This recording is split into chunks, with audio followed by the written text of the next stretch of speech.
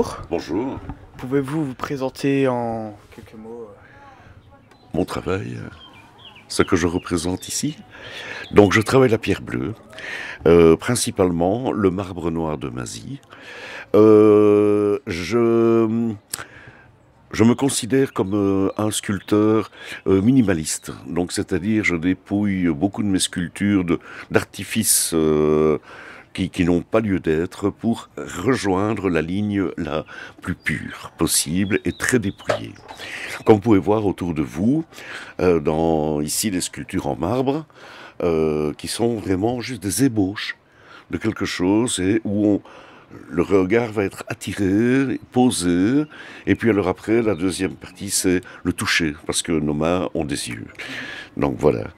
Et donc, il y a le marbre, il y a la pierre bleue comme devant, et comme si on peut se déplacer, ben, on va aller voir derrière aussi, il y a des choses intéressantes. Vous me suivez?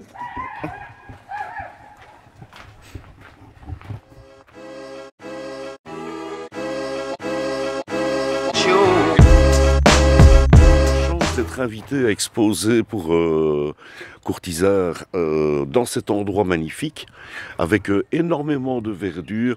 Et il faut savoir que la pierre bleue et les matières naturelles, dans des milieux naturels, s'intègrent parfaitement. Hein, comme on peut le constater, les couleurs même s'adaptent vraiment bien avec l'environnement, quoi, hein. Euh, Est-ce que c'est un métier pour vous ou c'est plus une passion? Alors, au départ, c'était une passion, il y a plus de 20 ans d'ici, et il y a à peu près, à l'heure d'aujourd'hui, 21, 22 ans que je suis complètement professionnel dans la sculpture. Donc, où ben, on pourrait considérer que je ne vis que de ma sculpture. Ouais. J'ai pas dit que j'étais riche, hein. Ouais. Quels sont vos centres d'inspiration pour créer vos sculptures? Alors, c'est une question intéressante, dans la mesure où, donc, vous avez constaté que c'est beaucoup d'abstraction. Par contre, chaque sculpture, etc., part d'une réflexion intérieure, d'une émotion, même si je la traduis dans l'abstraction.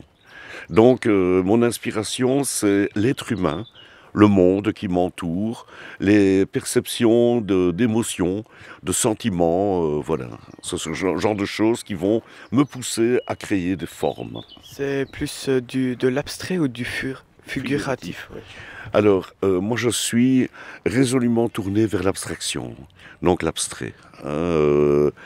C'est quelque chose. Alors, il y a une raison. Il y a une raison. L'abstraction me permet de laisser l'interprétation libre à tout spectateur qui va être intéressé par telle ou telle pièce.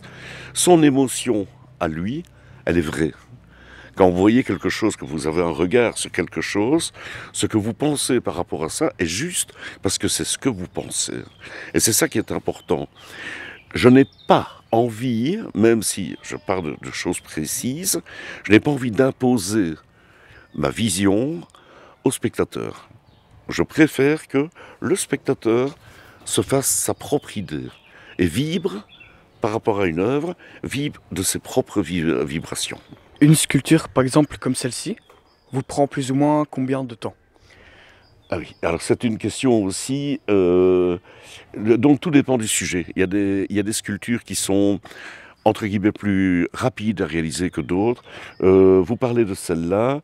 Si vous avez remarqué, si on observe bien cette sculpture, il y a un creux ici. Donc j'ai voulu jouer avec la souplesse de la pierre, etc.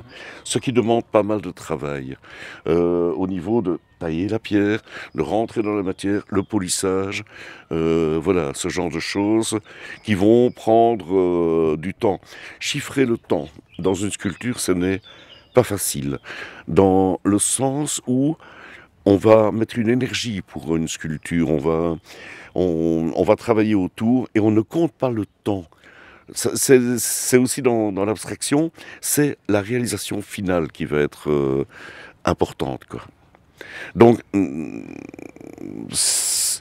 temps, le temps ne rentre pas trop en ligne de compte.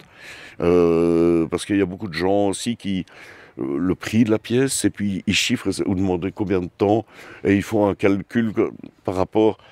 On ne peut pas faire ça. On ne peut pas faire ça. Les marbres, par exemple, si mon comptable, qui est très pragmatique, me disait ben, tu dois mettre tel tarif, etc., ben, je ne pourrais pas les vendre. Je ne pourrais pas les vendre parce qu'il y a tellement d'heures de travail dessus. Donc voilà, c'est quelque chose. Donc le temps n'a pas beaucoup d'importance. Et où vous trouvez les matériaux? Alors moi, je vais chercher mes pierres directement en carrière. Donc ben, je suis à la source. Et puis je choisis les blocs, et puis après, ben, on cube, et puis je paye ce que j'ai enlevé, quoi. Voilà. Comment on lit une pierre avant de la sculpter? Avant de la sculpter? Bien. La lecture de la pierre, c'est beaucoup l'oreille, le regard, la vision, de voir le fil, de voir les éventuels défauts qu'il y a dans cette pierre. Et donc, il y a tous les petits paramètres. L'eau. L'eau, par exemple, on va à la carrière, puis sortir avec une bouteille d'eau, etc. On va mouiller la pierre, on la laisse ressécher. Là où il reste une ligne noire, ça veut dire qu'il y a une fissure. Donc là, on sait que cette pierre, il y aura un problème. Donc on ne la choisit pas, on en prend une autre, etc. Donc il y a ça. On regarde si, par exemple, il n'y a pas trop de délit. Alors un délit, qu'est-ce que c'est? C'est cette partie qu'on retrouve parfois dans la pierre, noire, qui est du carbone en fait, mais où la pierre alors pourrait se séparer. Voilà. Tu peux la poser. Les défauts, vous pouvez en faire un avantage? Alors oui, pourquoi pas, pourquoi pas. Il y a par exemple, c'est aussi intéressant, il y a ce que j'appelle des sculptures mentales, c'est-à-dire je les ai pensées. Donc j'ai envie de travailler telle ou telle thématique. La sculpture est pensée. Donc je vais partir d'un bloc, un parallélépipède rectangle. Je sais où je vais dans la sculpture, parfaitement. Et puis, il y a des pierres que je choisis parce que la forme me plaît. À ce moment, je ramène les pierres chez moi, j'ai des socles nus où je pose la pierre dessus. Il n'y a rien qui se passe. Je passe, je la bouge un peu de position. Et puis un jour, la sculpture est là, elle est faite. La pierre m'a inspiré, la lumière, etc. Et puis alors je taille, et la pierre m'offre la sculpture. Bonjour, bienvenue. Un grand merci à vous. Serviteur. Merci beaucoup.